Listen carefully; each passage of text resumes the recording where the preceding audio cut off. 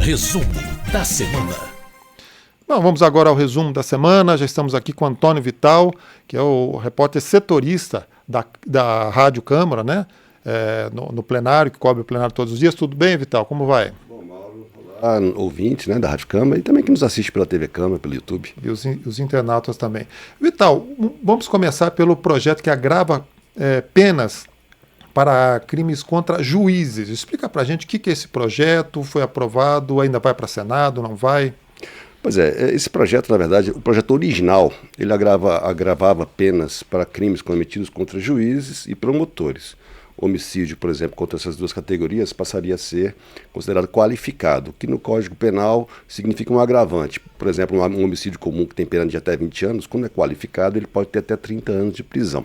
O projeto original previa, então, penas mais altas para crimes contra promotores e juízes, porém, ele já tinha sido aprovado pela Câmara no ano passado, foi para o Senado, voltou com algumas alterações.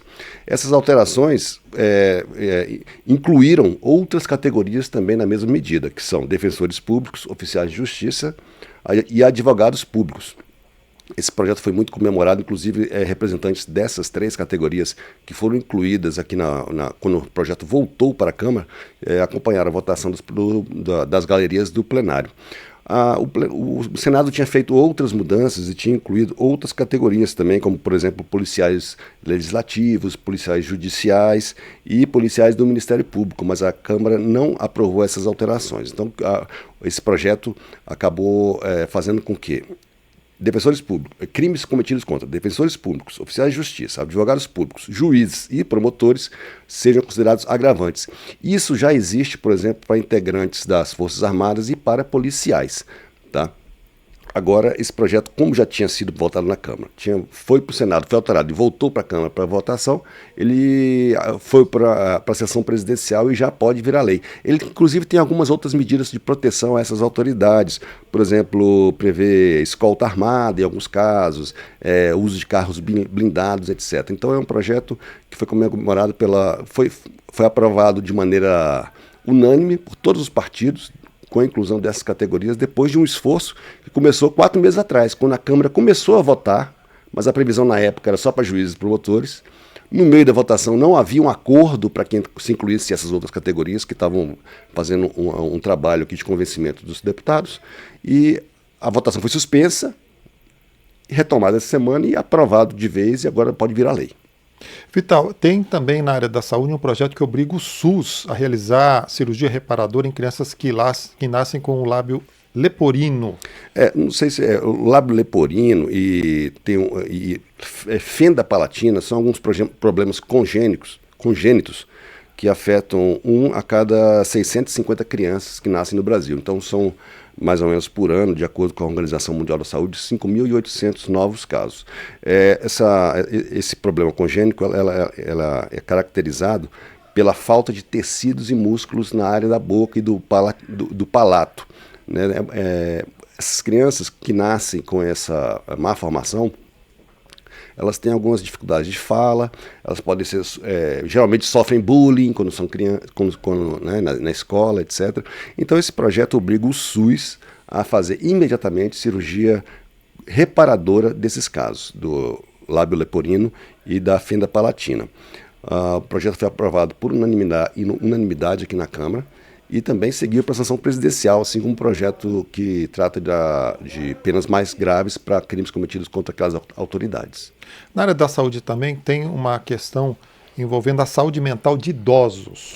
Esse projeto ele prevê que o SUS crie programas de atendimento de saúde mental voltado para a população idosa, e não só para idosos, como também para os cuidadores e para as famílias, né? Porque o argumento para a aprovação desse projeto é de que, apesar de o SUS já ter a previsão de ter que tratar casos universalmente, ficaria mais claro na legislação essa exigência se tivesse escrito realmente numa lei. Por quê? Porque o problema mental, não só no idoso, né, com qualquer pessoa, em geral, são problemas que existe um custo para tratamento, né? principalmente para idosos, né? Muita gente vive sozinha e tem vários problemas de saúde, etc. É muito difícil você conseguir um atendimento fora do sistema público para a maior parte da população. Esse projeto, apesar de ter uma unanimidade entre os partidos políticos, ele teve foi uma votação um pouco conturbada por conta de obstrução do PSOL, por conta da aprovação pelo Conselho de Ética do pedido de cassação do deputado Glauber Braga. O PSOL, apesar de ser favorável ao projeto, entrou em obstrução em protesto contra a aprovação dessa cassação.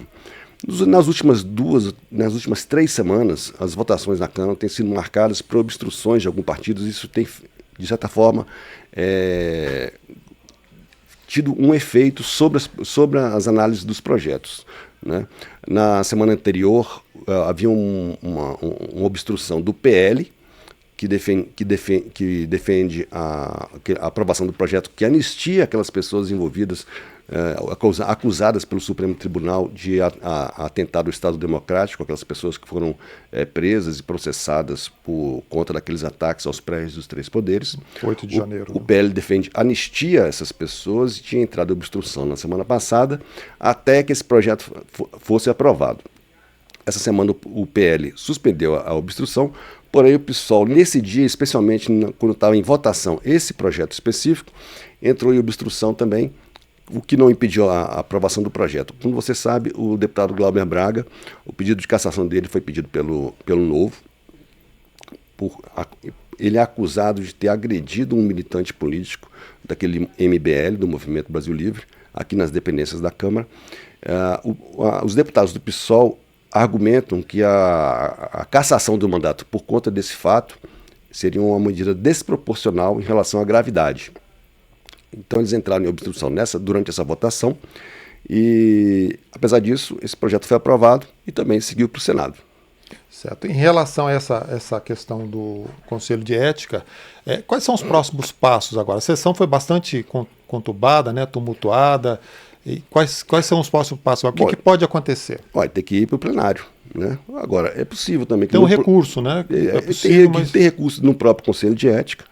Depois ela tem que depois desse recurso, esse pedido tem que ser votado no plenário. O plenário também pode modificar, pode trocar, por exemplo, a cassação por uma suspensão de mandato ou por alguma outra, até advertência, né? Mas isso vai depender muito, como a situação política aqui na Câmara é de muito enfrentamento entre os partidos, né? O PSOL aposta pelo menos uma diminuição dessa pena que foi aprovada lá por, se não me engano, 15 a 3 votos do Conselho de Ética. Agora, bom lembrar também que, por exemplo, desde o ano passado, o Conselho de Ética aprovou o pedido de cassação do deputado Chiquinho Brazão. Isso foi em agosto do ano passado, o Chiquinho Brazão, que foi acusado de ser o mandante da morte da vereadora Marielle Santos. Franco, desculpa, lá no Rio de Janeiro. Desde agosto do ano passado, o Conselho de Ética aprovou esse pedido de cassação, e isso aí também ainda não chegou no plenário.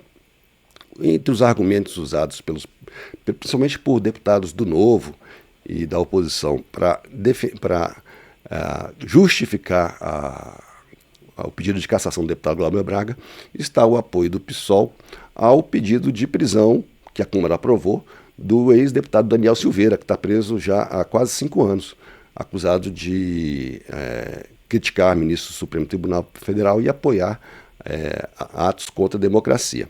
Então está esse embate político aqui na Câmara e vamos ver o que vai acontecer do ponto de vista político nas próximas semanas. Quem vai resolver deve ser o plenário, no final Sim. das contas, né? E por último, Vital, há acordos internacionais, houve uma certa divergência em relação ao acordo militar entre Brasil e Turquia. O que aconteceu? Esse acordo militar foi assinado pelo Brasil com a Turquia ainda em 2022 no governo Bolsonaro. Ele prevê uma cooperação na área de indústria militar entre os dois países. A Turquia é um país que tem considerado muito avançado nesse setor. O Brasil tem interesse em reequipar as Forças Armadas e fazer com que as Forças Armadas, o Exército, a Marinha e a Aeronáutica tenham condições de defender o país em qualquer caso. Então esse projeto, apesar de ter sido esse acordo, apesar de ter sido assinado ainda durante o governo Bolsonaro, ele é defendido pelo governo atual como importante para as Forças Armadas. O que aconteceu na votação é que a oposição, apesar desse acordo ter sido assinado ainda no governo Bolsonaro, principalmente deputados do Novo, criticaram o acordo por conta de o que eles apontaram como uma repressão política que está acontecendo hoje na Turquia. Está tendo lá muitas manifestações da população contra o governo, etc. O governo argumentou que esse acordo não é um acordo entre governos, é um acordo entre estados, que independente do governo, ele é um acordo que é benéfico para o Brasil.